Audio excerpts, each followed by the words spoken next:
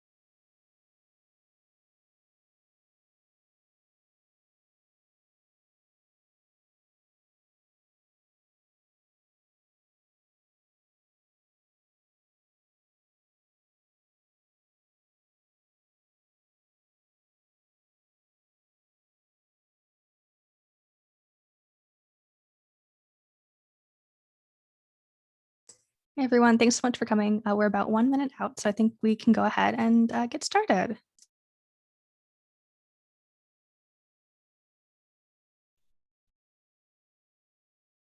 Hello and welcome. I am Alexis Petrick-Black, the Director of Publisher Account Services at OverDrive. I am thrilled to introduce our latest In the Know content webinar, which is also our second in partnership with Sourcebooks and our first focused on a specific genre or genres, mystery, thriller, and horror for all ages. There is truly something for everyone in this collection of well-reviewed titles. Check them out in Marketplace. There's a link in the chat, or will be shortly. From the cozy reader, my mom, and oh my gosh, the title fun in this group of cozies is amazing. There's something for the horror or true crime reader, my spouse, the middle grade adventurer, my oldest reader, the picture book enthusiast, my youngest readers, even the witchy Halloween born reader, that's me, and the librarian, that's you. Thank you to the Sourcebooks team and their authors, Raj, Lindsay, Scarlett, Natalie, and Ava, for bringing these books and this program to us. Now over to Valerie Pierce from Sourcebooks for the first group of titles. Thank you so much, Alexis, and happy almost birthday. And happy Halloween season to everyone on the call right now. This is my absolute favorite time of year. It's time for pumpkin lattes, way too much candy, and creepy, thrilling books that keep us up all night long. I'm so excited to share some of our most mysterious and thrilling books with you. And I'm even more excited that several of our authors have the opportunity to tell you about their books.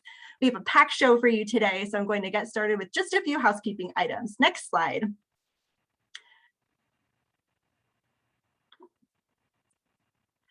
First, most of the books that you're going to be hearing about are available on NetGalley and Edelweiss, because I know you're going to want to download them as soon as you hear me talk about them or you hear the authors talk about them. So make sure you have those pulled up so you can download in real time. Next slide. We put together an extensive book club guide that will guide you and your patrons to the perfect book that you should read next. So make sure to check that out when you do have a moment. Next slide. And thirdly, don't forget that our authors love to do virtual events, whether in school or for a book club event. Make sure to reach out to our event specialist, Ashlyn Keel, and she'll make sure to connect you with our authors. Next slide. Now, who's ready to talk about some books? We're going to start off with kids, and I just very quickly want to mention some of our bestsellers in the kids line. All the way to the top is a 2021 Schneider Family Book Award honor book and depicts the story of Jennifer Keelan Chaffins, who, when she was a young girl, crawled up the steps of the Capitol building to encourage Congress to pass the Americans with Disabilities Act. The Curse of the Night Witch, very thematic for today, from Alex Astor, is a middle grade debut fantasy that weaves in elements of Colombian folklore that Alex learned about as a small child from her grandmother. And then, of course, Shark Lady, which is a beautiful picture book about Eugenie Clark, the incredible woman scientist who spearheaded shark research. Next slide. Jumping into some spookier Halloween fare, we have Trick or Treat Bugs to Eat, featuring the cutest little bats that dare you to trick or treat, smell their feet, give them lots of bugs to eat. This is a perfect story time read, a great addition to any Halloween collection, and it does have educational back matter. We also have an activity kit for this one that can be found on Edelweiss. So if you're still looking for a Halloween activity for the kiddos in your library, Sourcebooks has got you covered. Trick or Treat Bugs to Eat is out now. Next slide. This next one is a personal favorite of mine. In The Leaf Thief, you'll meet a curious little squirrel who starts to panic when the beautiful gold, orange, and red leaves that he loves start to disappear. He's determined to catch the dreaded leaf thief before it's too late. This adorable picture book perfectly describes the changing of the seasons in a funny, accessible way that both kids and adults love. This book also has educational back matter about the changing of the seasons. The Leaf Thief is out right now, and it received a starred review from the Youth Services Book Review. Next slide. And now enough from me for a while. It's time to introduce our first author. I would like to introduce all of you to Raj Haldar, better known by his stage name, Lush Life. Raj is an American rapper, composer, and producer from Philadelphia. He is also the #1 New York Times bestselling author of P is for Pterodactyl, the worst alphabet book ever. Connect with him on Twitter at Lush Life Media. Raj, will you tell us a little bit about your brand new chapter book series? Yes, I'm so excited to be here, first of all. So thank you so much, Valerie and everybody, for being here. I'm secondly super excited to tell everybody about Word Travelers because it is my new book series, is book birthday. I have a copy right here. So if you are familiar with any of my picture books, P is for Pterodactyl or No Reading Aloud, or even my music, you will know that I am a huge logophile, a lover and collector of words. And so this next series that I'm working on kind of makes perfect sense in my universe. Word Travelers is a globe-trotting adventure starring two best friends, Eddie and Molly Jean, which is a nod to etymology, as they travel to far-flung locations and help save the day by solving puzzles and learning how common English words come to us from cultures all over the world. For instance, did you know that ketchup comes from a Chinese word that means fish sauce, or that kaput is German for broken?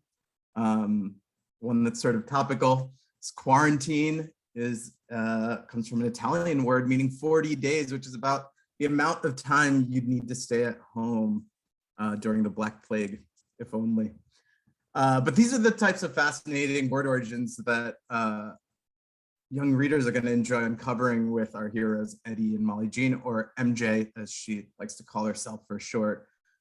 So yeah, 9-year-old Eddie and 10-and-a-half-year-old MJ are best friends and neighbors on Magnolia Street where they live. They've been best friends as long as either of them can remember.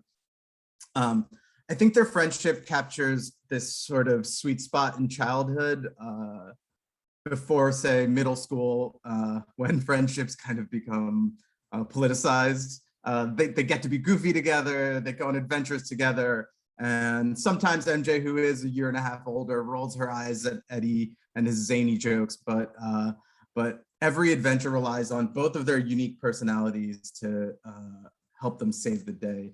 And so I want to talk a little bit about how I came up with the idea of Word Travelers and why I want to introduce kids to the joys of etymology and word origins. I was actually talking about etymology with my mother-in-law at Thanksgiving several years ago, and while we were cooking, and we were kind of playing a game thinking of common words that came to the English language from India, where my family is from. And, you know, there's the sort of obvious ones, karma, guru, curry, and so many that you really wouldn't expect too, like juggernaut comes from the name of an Indian god, Jagannath. And so the more I started thinking about this and how fascinating word origins are for grownups, I decided to kind of look into what there was in the canon of children's literature that dealt with the idea of etymology. And I found that there really wasn't that much. And in my research, I also I found a blog post from a teacher here in New York City where I live, named Alicia Zimmerman, who by all accounts is sort of like a rock star educator. Some of her educational ideas have gone viral on Board Panda and things like that. She's super brilliant, and she had an entire blog post dedicated to how her third graders were so fascinated when she did a classroom exercise around word origins, but there was just not that much supporting literature for them to dig into on the topic. And so meeting with her and discussing this idea with her, which she ended up sort of consulting on this first book, and she's also a writer for the Magic Treehouse Netflix series. So she was really great in that regard, and helping me kind of really fine-tune this idea for the audience. But I decided then that the early reader format would be great for this, because I think it just connects with kids at the exact right moment. Maybe they've just recently discovered the dictionary in the last year or so, and so like this seems like a logical next step, that they can now discover that words have family trees too. So in this first book, Eddie and Molly Jean go to incredible India. They are having one of their super Saturday sleepovers in the beginning of the book. And as they're brushing their teeth and getting ready for bed, Eddie's in his pajamas and he starts wondering where the word pajamas comes from. And he just keeps repeating the word to himself till it kind of loses its meaning. And Eddie's mom encourages the kids to go up to the attic and find the oldest book they can find on the bookshelf. And it's an etymological dictionary, essentially, that they call the Awesome Enchanted Book, that was written by Eddie's great-grandfather, Oscar. And when they find the entry for pajamas, which is from a Hindi word, well, two Hindi words, pa meaning leg and jama meaning shirt, and they discover that pajamas is an Indian word, they are whisked off to India and they get embroiled in a mystery to find a treasure, and by doing so save a school that has been ravaged by a typhoon. And along the way, in all of the Word Travelers books, there are words in bold which connect to the glossary in the back matter, that are all, you know, words of origin of the country that the book is dealing with. And they learn that words like shampoo comes from a Hindi word that means to rub. Punch, like fruit punch, comes from the Hindi word five, panch, because the drink punch had 5 ingredients to begin with. Dungaree, bandana, so many more. And in the next adventure, called The Mystery of the Missing Mexican Mole, which comes out in January, Eddie and Molly Jean travel to Mexico and get involved in a food-related mystery, which is super exciting. And there will be several books per year in the series. So just in terms of comparative titles, I was inspired by Magic Treehouse, of course, which I loved as a child, Time Warp Trio. But I think what this series has that's maybe a little different is an important kind of social agenda. Word Travelers is, of course, about words, but it's also about so much more than that. In this era of increased xenophobia and nationalism around the world, it's so important, I think, for kids to understand that language at its very core is a cultural exchange. And to speak English is inherently about a fabric of ideas and words that come from languages and cultures around the world. And I'm so excited to share that with kids. All right, thank you so much, Raj. I know that kids everywhere, once they read this, are going to be sitting at the dinner table telling their parents everything they learned. And something I loved about this was just how much fun this series is. And I always love it when people agree with me, and School Library Journal did agree. In fact, gave you a starred review and called it a winning series opener full of fun and facts. All right, thank you, Raj. Next slide. We're going to move into older middle grade. We have Crime and Carpetbags, the second book in a series from Prince Honor and award-winning author Julie Berry. The first book in the series was a Junior Library Guild pick, and the series takes place in Victorian London and features a smart, sassy, strong young girl named Maeve who discovers a genie in the first book. In the second book, her good friend Tommy becomes the genie's new master, and when his father attempts to use one of his wishes, he and the genie both go missing. If Maeve and Tommy don't find him soon, Tommy will have to go back to the orphanage. So the race is on and the clock is ticking. Crime and Carpetbags is available now. Next slide. And now we have another incredible author to introduce to you. Lindsay Curry writes creepy middle grade books that seriously give me the heebie-jeebies, and I love every single minute of it. I wish I'd had these books when I was in middle school. Lindsay lives in Chicago, Illinois with her husband and 3 kids. She loves coffee, Halloween, Disney World, and things that go bump in the night. She is the author of Scritch Scratch, What Lives in the Woods, and The Peculiar Incident on Shady Street. Visit her online at lindsaycurry.com. Lindsay, will you tell us about your newest book, What Lives in the Woods?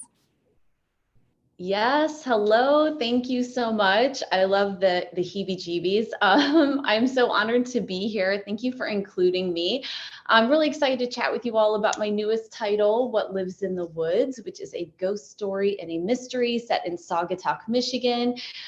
It's really not a secret that I am into ghost legends and creepy kind of forgotten history. We actually have a lot of that in Chicago where I live, which is why my first 2 middle grade novels took place here in Chicago. But I thought today, because we are standing on the edge and in our spookiest month of the year, it'd be fun to kind of talk about the origins of What Lives in the Woods, a little bit like what Raj did, because it transpired a little bit differently from my other books. I discovered a few years back, there is this really quaint, adorable town in Saugatuck, Michigan, that has some very sinister legends of its own, and those actually sparked this book. I was staying there actually on a deadline for a different book, of course, right? Inspiration strikes at bizarre times, but I was staying in a bed and breakfast, and what I've discovered happens when you tell people that you write scary books is that they then feel compelled to tell you scary things that they have seen or heard, which is fun, sometimes a little bit terrifying, but that's exactly what happened to me. I was staying in this bed and breakfast, and I introduced myself. Hi, I'm Lindsay. I write scary stories for kids, and you know, the people who owned it started telling me about these local legends, about this mansion on the outskirts of town that is haunted. All the locals think it's haunted. And this, my curiosity, my imagination never turns off anyway. So of course, this just lit a match for me, and I had to know more about it. So I paused the other project. I did make my deadline, so don't worry. Paused the other project to kind of investigate just a little bit. And what I discovered was the Felt Estate in Saugatuck, Michigan. This place is incredible. It's a 26-room mansion that was built in the 1930s by a man from Chicago who actually invented something called the comptometer, which was kind of a rudimentary calculator. And this mansion, according to the locals, was haunted. I mean, they were telling me everything from the lights turn on and off and doors open and close on their own. And there's cold winds that rip through, even though it's not air conditioned. And they told me there's a rug that moves from room to room in this place, which is, by the way, now used as a museum and to host events. And so, of course, I had to go on a tour. I had to find a way into this mansion. It was just right up my alley. And it was so creepy and atmospheric and had this really dark, tragic past with the people who lived there. Very unsettling. So in other words, perfect for one of my books. And this story started forming in my head, this idea, and this character as well. I could really just envision this girl a tween, very strong and brave and resourceful and empathetic, but who has these big summer plans because she ultimately wants to be the next Agatha Christie. She wants to write mystery novels, and she has this great summer with a summer writing workshop ahead of her, and finds out she's going to be spending a huge chunk of her summer in Saugatuck, Michigan instead. Her father is a historic renovation expert, and so what my main character, Ginny, knows about his job is that everything he works on is dumpy and run down and scary. And she kind of knows what to expect from staying in this place he's going to be working on. But when she arrives there, it's so much worse. It is dumpy and run down and frightening, although the Felt estate in real life really isn't. So just side note, if you ever get there and can go through it, it's actually quite cool. But gets there and some very frightening things start happening, and she starts hearing these stories from the locals as well about the mansion, about the woods surrounding the mansion.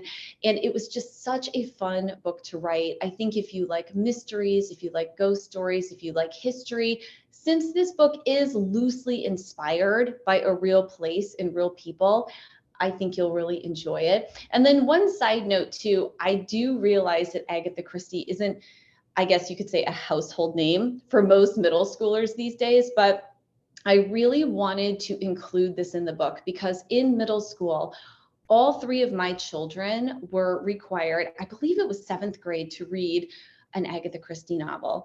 And they had no idea who this was. And it was really interesting to watch them explore one of her books. They really enjoyed it. And it was fun to kind of see that reinvigoration of her stories and that classic kind of mystery again. And that really stuck with me, and I think helped mold Ginny Anderson in What Lives in the Woods and her aspirations of becoming a mystery author herself. Of course, she doesn't expect to get tangled up in a nearly century-old mystery herself, but she does. And I love to put my characters in really bad situations. So she starts in a pretty bad place, but I'm so excited for you all to read this. I do think it's great for the Halloween season. Thank you.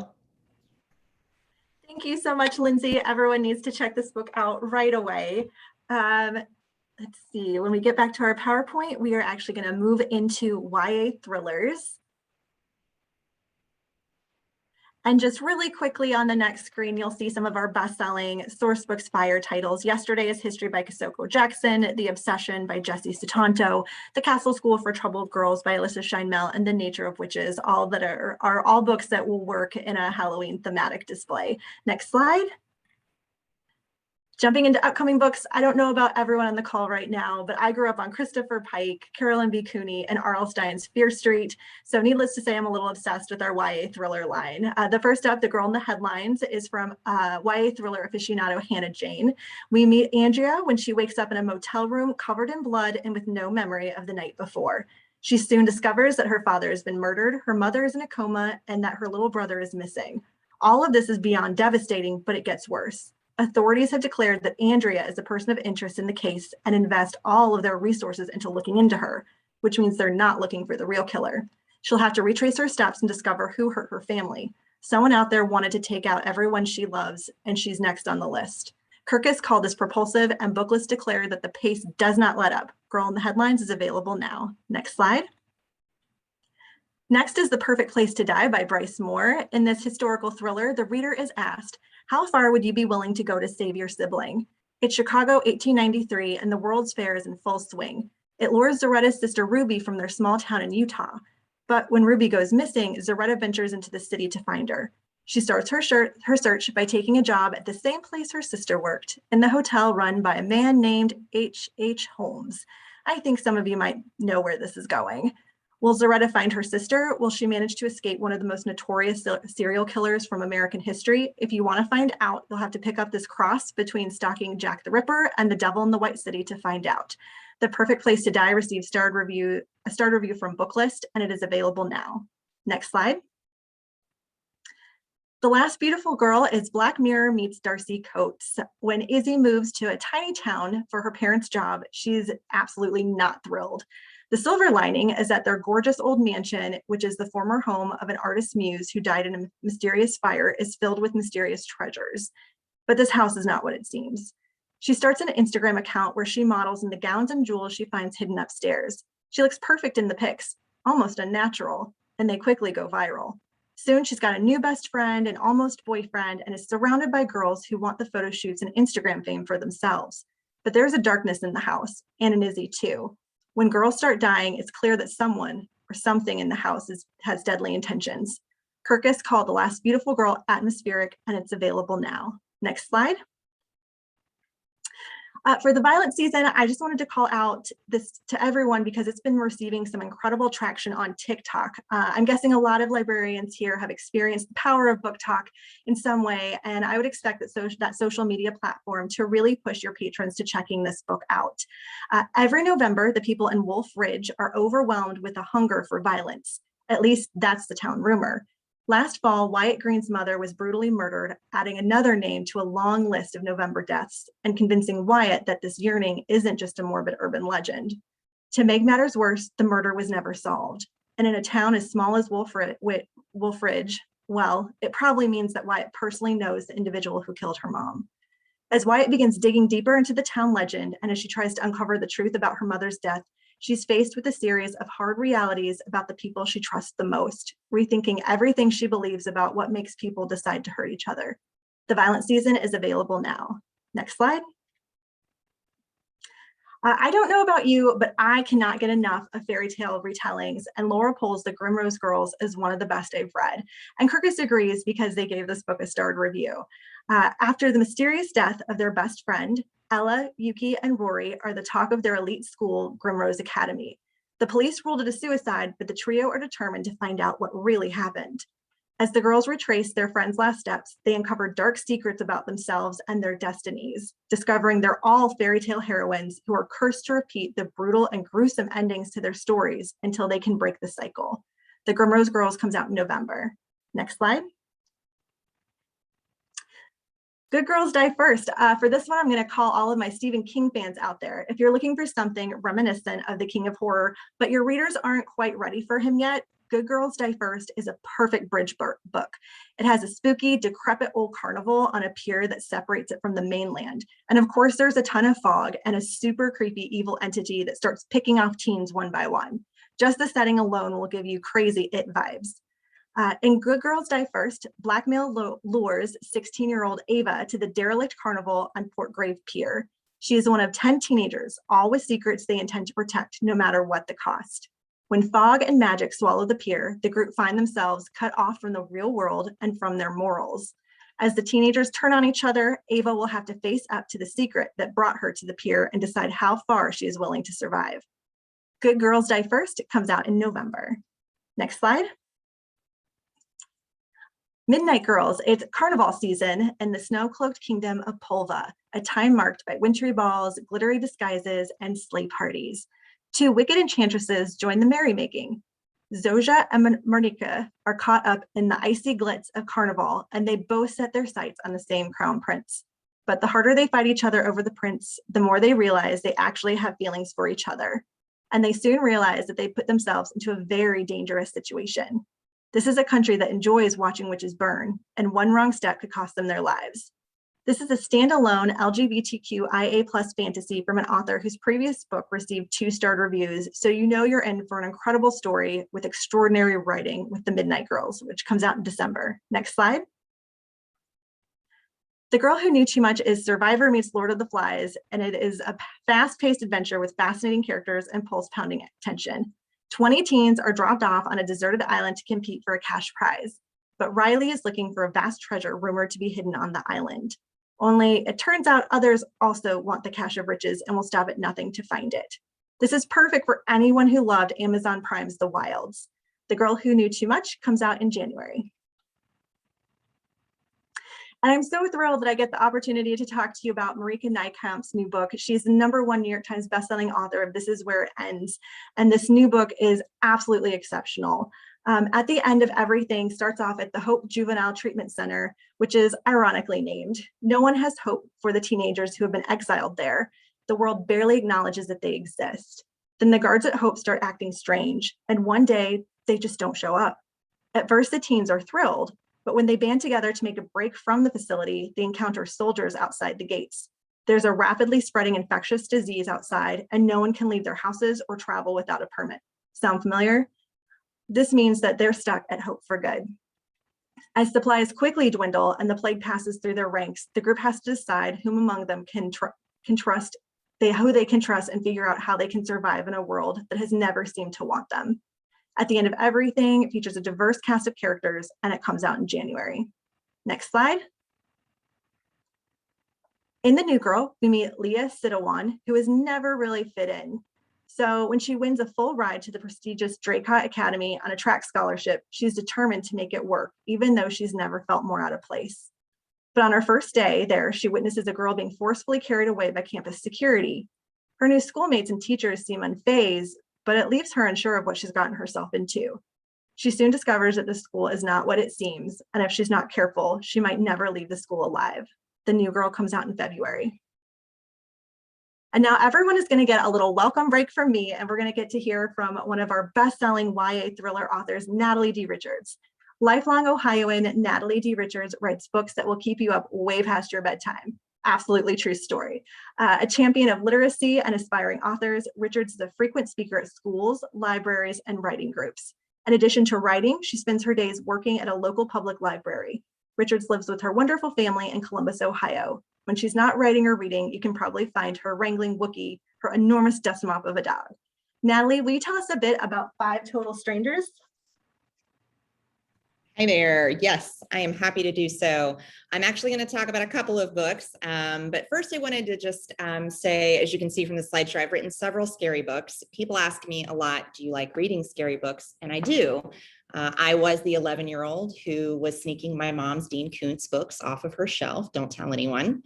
But it's hard to find time to read. I've been thinking about that a lot lately. So many of us have kids and houses and jobs. And if you think that Generation Z has it easier, then I dare you to find a teenager who doesn't have 10 things going on at every second. The point is, we all have too much on our plates. We have too much stress, too much to do, and not enough time to do things like read. So what are lifelong bookworms like me, and probably many of you, supposed to do?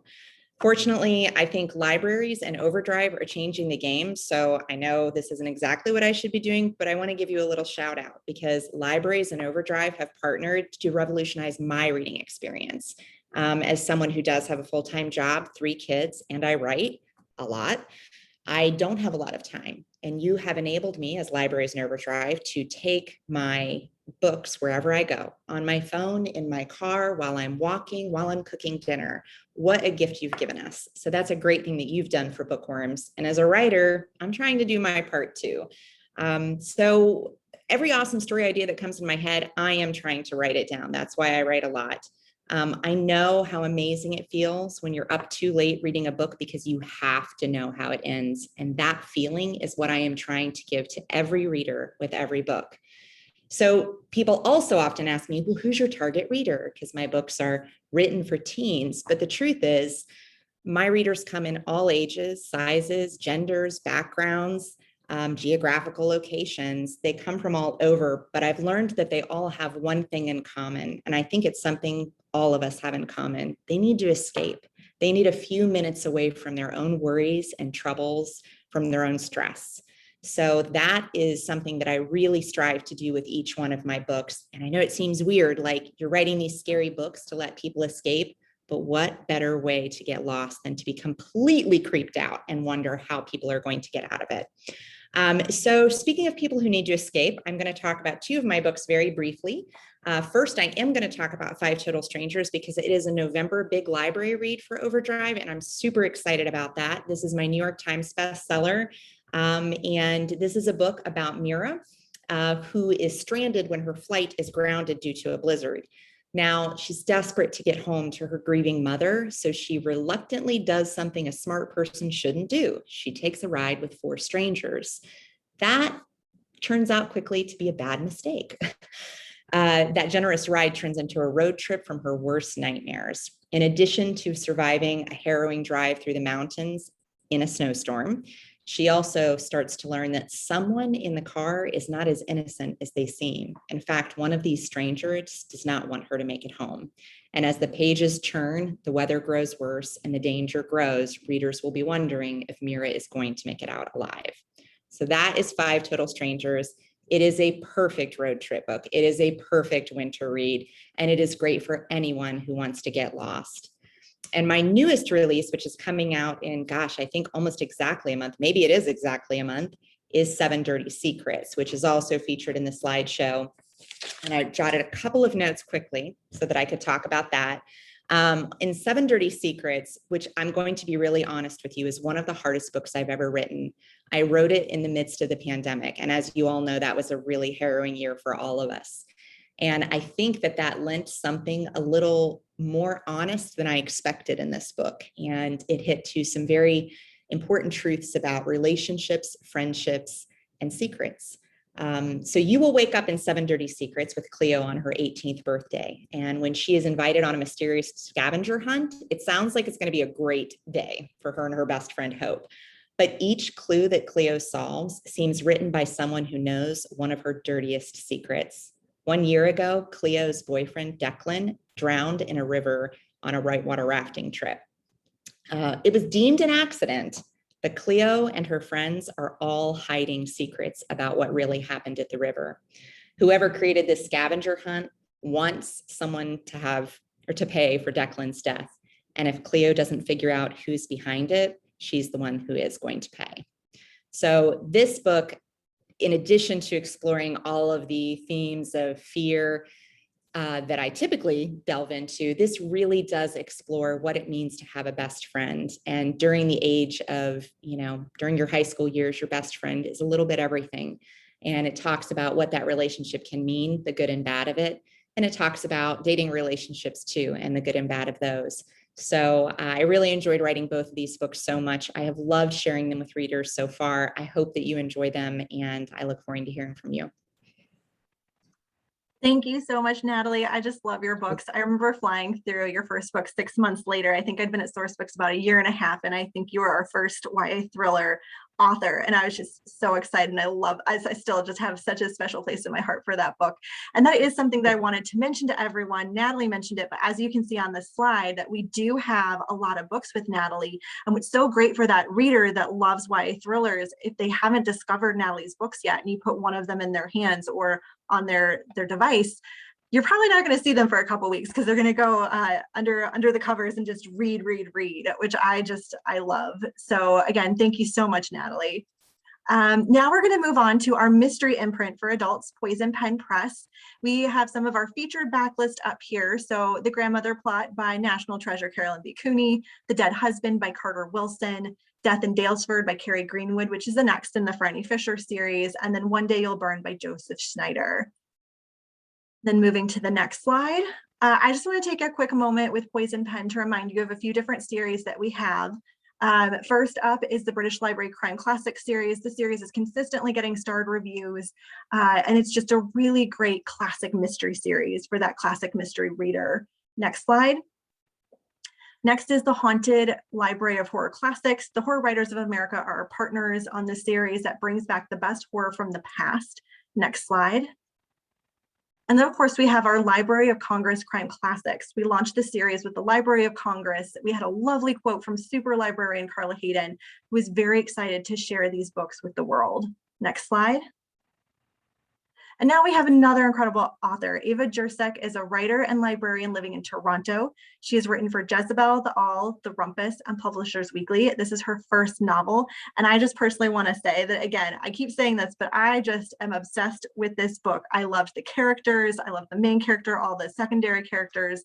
They are quirky and fascinating and fun. And Eva, will you please tell us a bit about your book, The Department of Rare Books and Special Collections? Hi, I'd love to. It's so hard to match Valerie's energy, but I'll try my best.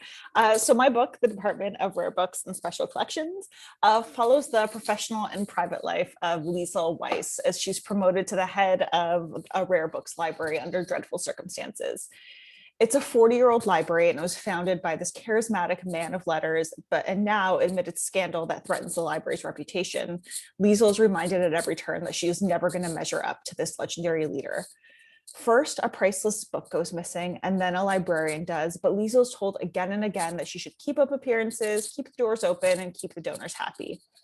The book is driven by a protagonist at a stage of her life when a woman sort of becomes invisible, and the library's history and the motivation of the librarians are revealed until Liesl learns that nothing in the place is as it seems. So in Rare Books, a woman learns her worth, and readers are taken behind the scenes of the downright strange world of a Rare Books library. I'm not going to tell you anymore because spoilers, but it has missing books and septuagenarian adultery and all sorts of good stuff like that. And I wrote the book because when I was a graduate student, I worked at the University of Toronto's Rare Books Library, and I was in charge of gifts. So getting them ready for appraisal, arranging tax receipts, that sort of thing. And the last summer I worked there, I processed a gift of Marshall McLuhan's personal books. So it was 6,000 books in dusty, sometimes moldy boxes, and it had lots of cool stuff, like all of his copies of Finnegan's Wake that were made basically illegible because of all of his notes in the margins. Anyway, that library, the Fisher Library, is a beautiful space, a famous building in Toronto, but a big part of the collection is actually stored in these two basements. So there's thousands of rolling racks of treasure that are arranged sort of haphazardly because of the way that it's been added to over the years.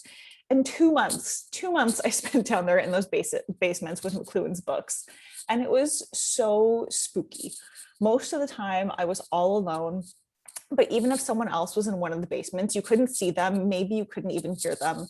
At most, maybe you would hear footsteps off in the distance. So if anything had happened to me, or if I had done anything, it would have been a long time before anyone noticed. And it's hard not to write a book about an experience like that. I kept that experience in my head for a couple of years after leaving that job before I started writing. I'm still a librarian, but in a much less interesting way. I mostly sit in an office and take Zoom calls these days. But every couple of years, I'll read a magazine or a news story about a rare books theft. Just a few weeks ago, the Florida State University Rare Books Library put out a statement that 500 rare comic books and graphic novels had been stolen. And usually when someone's stealing rare books, it's a dumb crime. It's sort of like art theft. There's no money in it. Even if something's worth millions of dollars, you can't resell the item. So if you're stealing a rare book, it's not for money. It's a crime of passion. And I find that so interesting. The Fisher Library in the particular corner of Toronto where that library lives were the inspiration for my book. And I hope that readers are going to love being taken behind the curtain, around the corners, and into the stacks of the magical house of books. So thank you. Thank you for reading, and thank you for sharing the book with your readers. Thank you so much, Eva. Like I said, I'm kind of obsessed about this book, and it also made me very hungry for noodles when I read this. So you'll have to read that to find out that inside joke there. Going back to our PowerPoint, we'll go through to the next slide. I did just want to mention, Alexis mentioned our cozies. We have a cozy for every reader. Do you have a cozy reader who loves food-related cozies? We've got it. Do you have a cozy reader who loves books about books? We have that. And on top of that, I think we have the best titles on the market. I personally can't decide if I like The Enemy You Gnocchi best or Up to No Gouda. So everyone talk amongst yourselves, poll yourselves, let me know what you think, which one is your favorite. I'd love to hear in the comments. Moving on to the next slide, we're going to actually jump into a different imprint. This is our newest imprint, our Bloom Books imprint. This imprint offers readers stories that celebrate relationships and self-discoveries that drive personal and emotional growth. And our authors in this imprint so far include extraordinary powerhouses like E.L. James and Scarlett St. Clair. Next slide. And speaking of Scarlett, I'm going to give one of our newest authors the opportunity to tell us all about her upcoming book. Scarlett St. Clair is the best-selling author of the Hades and Persephone saga. She has a master's degree in library science and information studies and a bachelor's in English writing. She is obsessed with Greek mythology, murder mysteries, and the afterlife. You can find pictures of her adorable dog Adelaide on her Instagram account and updates on her books at www.scarlettstclair.com. And quickly, I'm going to tell everyone at Sourcebooks is obsessed with Scarlett. One person reads a book and tells somebody else, and then 2 more people read the book, and 5 more people read the book. It is spreading through Sourcebooks like wildfire, and we wouldn't have it any other way. Scarlett, would you tell us a little bit about your next book? Yeah, I would be happy to. I actually fangirled a lot getting to be a part of this because, as you heard, I do a master's in library science and I spent 5 years as a librarian. And I love those times. The last time I spoke to librarians was at PLA before quarantine, and I forgot how to talk and move my slides forward. So that was embarrassing. But today I'm going to tell you about my newest title, King of Battle and Blood. It's out November 30th. I don't have a book. I don't have a book for you because ARCs just went out the other day and mine are on the way. So if I had it for you, I would show you. But King of Battle and Blood is an enemies to lovers romance, and it's set in a dark fantasy world filled with all kinds of blood-craving monsters. It's about a princess named Isolde who agrees to marry her kingdom's greatest enemy, a king named Adrian, and he is also the first vampire born of this world. There's a lot of blood, hate, and spice on Isolde's journey to becoming Queen of Cordova. And a lot of my readers, if you follow my fandom, I have a pretty large one. I went viral on TikTok, which was something, and they were very demanding about why I chose to work on King of Battle and Blood and not, I am continuing, obviously, my Greek mythology series, but it's just there's some books interspersed now, and it was because Isolde had a very loud voice and I could not ignore her. And I think once you begin reading this book, you will understand why I could not ignore her. She just like raced into my head arguing with Adrian, the other character in this book, and she's so strong and she's so fierce and she knows exactly what she wants. And I think at the heart of this book, it really is a story about a woman who thought her life would go one way and all of a sudden her identity has changed and how she sort of navigates that new world. And this world, obviously, it's a high fantasy world. Cordova is it's very different from New Greece. New Greece was obviously, I could pull from ancient Greece. Cordova was something I completely made up. But the whole world still has things that New Greece has and my Greek mythology books have, like high heat, expansive world building, a hero and heroine who argue a lot and make up. So I'm really excited. The world's full of witches, vampires, monsters, goddesses. Every monster in this book is actually based off of a vampire. As a librarian, obviously, I think you know I love research, and so I did a lot of research into vampire mythology, and I found this really great book. It's basically the encyclopedia of vampiric mythology, and I learned that actually vampires are very different across cultures and they're based on every culture's fear. So I sort of took that idea and formed my world around the fears of these people and what do their monsters manifest as if, you know, their fear is sort of being overtaken. So that's a little bit about King of Battle and Blood. I will say that I wrote this book in 2 months. So rest in peace to my carpal tunnel, but I really hope you enjoy it. I cannot wait to have it out in the world. So thank you. Thank you so much, Scarlett. I think I'm a little jealous that you got to go and do a deep dive of research into vampires. That sounds like a great project. So we have our slide of King of Battle and Blood up here. If we want to go to the next slide, you can see some more of the breadth of Scarlett's work. I've got a touch of darkness here with me. I keep it with me at all times, just in case I need an escape. And then we have a touch of Malice, a touch of Ruin, a Game of Fate, and When Stars Come Out, which is coming out in February, but all the other books are out right now. Next slide. We're going to move into our romance line, Sourcebooks Casablanca. Next slide. First up is Witch Please. This has the small town charm and humor of the Gilmore Girls with the magical elements that you would find in Practical Magic. So Danica Waterhouse is a fully modern witch who's made a pact with her cousin. They'll keep their hearts protected and have fun without involving their overly opinionated Waterhouse matriarchs. Enter Titus Winokur, who has a romantic curse that's left him doomed to be alone. Until he meets Danica. The sparks are instant, their attraction irresistible. For him, she's the one. For her, he's forbidden fruit. Can a modern witch find love with an old-fashioned mundane who refuses to settle for anything less than forever? Booklist called Witch Please a delightful, laugh-out-loud small-town tale and gave it a starred review. It is available now. Next slide. Once More Upon a Time is a library reads pick from Roshani Chokshi. This is a dazzling and wonderful fantasy standalone romance from a New York Times bestselling author. And it asks you the question, would you sacrifice the love in your heart to save your soulmate? Imelda and Ambrose have forgotten why they got together in the first place. After a whirlwind courtship and a fairy tale wedding, they embark on life together as royalty of Love's Keep. But when Imelda is in trouble, Ambrose sacrifices their love to save her life, little knowing that the loss of their love will jeopardize the entire kingdom. Once More Upon a Time is available right now. And I have one more romance to share with you. This is a super steamy one from Katie Robert. Neon Gods is the first in her series, and it's a retelling of Hades and Persephone that came out earlier this year and was a huge hit with readers. I personally made the mistake of starting this one later in the evening and stayed up all night reading it. I loved how she made this story more of a feminist retelling and how she gets into the nasty politics of the gods. It's kind of like Game of Thrones set in the modern day times with retellings of your favorite Greek mythology stories. And then Katie's second book, Electric Idol, features Eros and a plus-size Psyche, and that one comes out in January. Next slide. And we're going to move into Sourcebooks Landmark, our general fiction imprint. Next slide.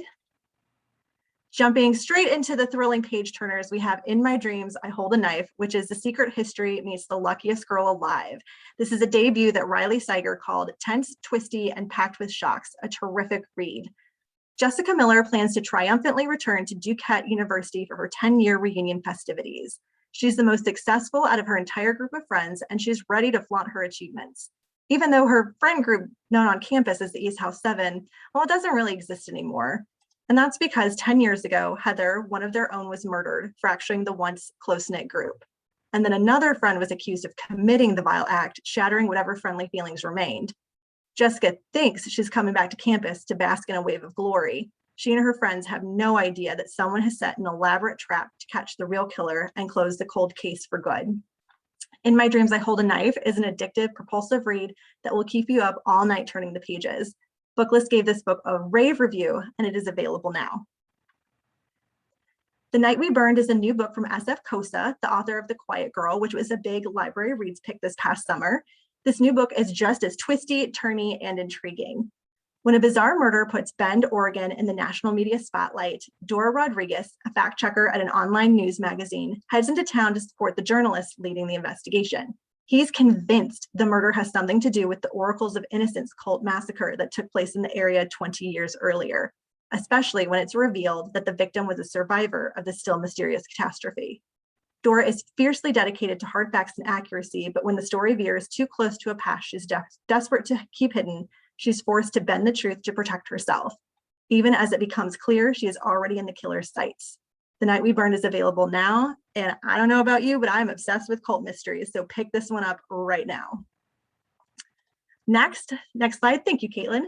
I have to tell you what a huge fan I am of Jonathan Santlover's The Last Mona Lisa.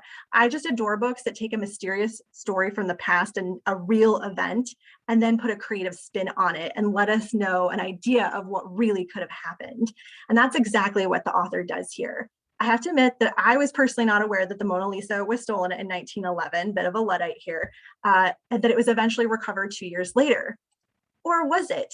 Is the painting hanging in the Louvre the original? As the reader, you'll follow two different timelines, one in 1911, where you'll follow Vincent Perugia, the thief who stole the Mona Lisa, and one in the present day, where Luc Peroni digs into the truth of his ancestor, Vincent Perugia, to figure out what really happened all those years ago. And to add a menacing hint to the story, there is a very scary art collector who's willing to do just about anything or hurt anyone to get his way. So The Last Mona Lisa received 2-starred reviews, and it is available right now. Next slide. In Every Mirror She's Black, we have a debut fiction book that's getting amazing reviews from the trades. It includes 3 Black women who are linked in unexpected ways to the same influential white man in Stockholm. Executive Kemi is lured from the US to Sweden by Johan von Lunden, CEO of a large marketing firm, to help fix a PR nightmare. A killer at work, but a failure at romance, Kemi's move is a last-ditch effort to jumpstart her love life. A chance meeting with von Lunden in business class en route to the US propels former model Brittany into a life of privilege and luxury, as the object of his obsession. And last but not least is Somali refugee Muna, who is a janitor at Lundin's company and only wants to find her family after losing everything. This is another book that we're seeing incredible pickup on for Book Talk. One book talker specifically called out how incredible it was to see a Somali character represented in a book, that it was just personally impactful for her. In Every Mirror She's Black is out now. Next slide. In Dark Things I Adore, one little camper went to the fireside, one little camper stood alone. One did a dreadful thing and made sure another never made it back home. This incredible debut thriller takes you between two different time periods. One in 1988, where a group of outcasts gather at an art camp in the Maine woods. They're the painters, bright and teeming with potential. But secrets and dark ambitions rise like smoke from a campfire, and the truths they tell will come back to haunt them in ways more deadly than they dreamed. Then in 2018, art professor Max Durant arrives at his protege's remote home to view her graduate thesis collection. What he doesn't know is that Audra has engineered every aspect of their weekend together. Audra has woven the perfect web. I'm not ashamed to admit that I have never wanted someone to get revenge so badly, and not knowing exactly what Audra has planned or why she's coming after Max will have you furiously turning the pages. Dark Things I Adored received a starred review from Library Journal, and it is available now. One of my favorite authors of all time, Susanna Kearsley, is back with a new book.